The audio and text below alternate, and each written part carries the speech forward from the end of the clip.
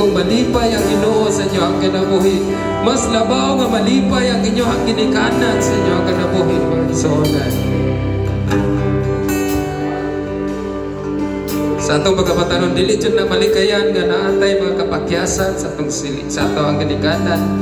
Natay kapakyasan labaw at tubangan sa Ginoo. Muni ang pinaka-eksakto nga oras. Tubig ka, Lord, pasaylo ako Ginoo sa akong mga nabuhat o Diyos. Pasaylo ako Ginoo sa akong sala sa unahuna, akong sala sa akong pananaw Ginoo, sala sa akong pinuhatan o Diyos. Pasaylo. Lord, budalaan ka sa mga kinabuhi o Diyos.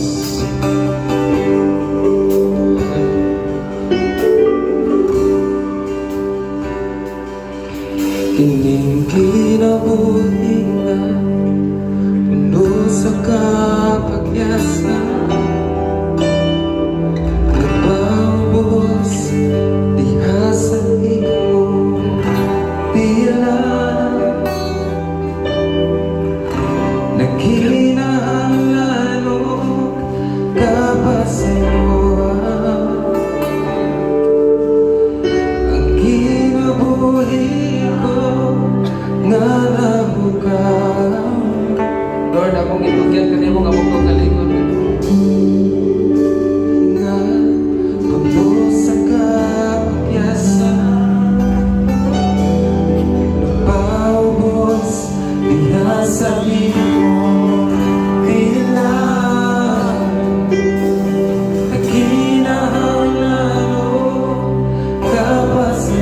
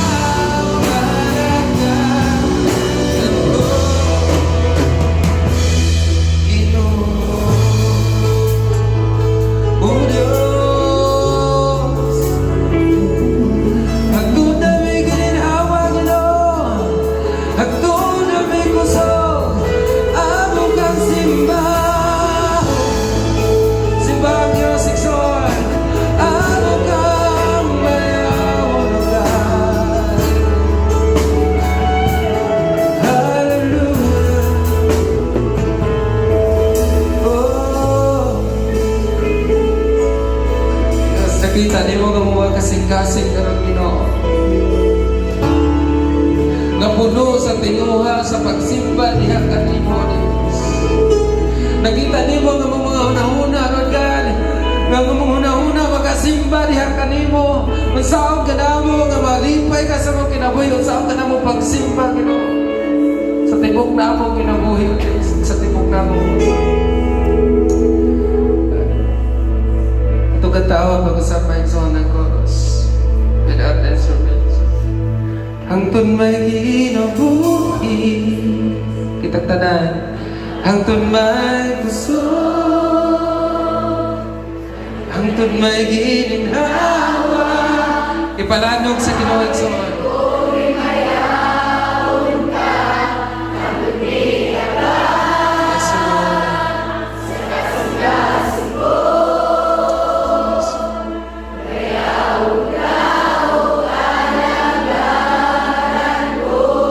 Hangtod may kinabuhi, hangtod may kinabuhi, hangtod may puso, hangtod may gininhawa. Sa labil ko hinayaw ka, hangtod niya ka. Sa kasing-kasing ko bayaw ka.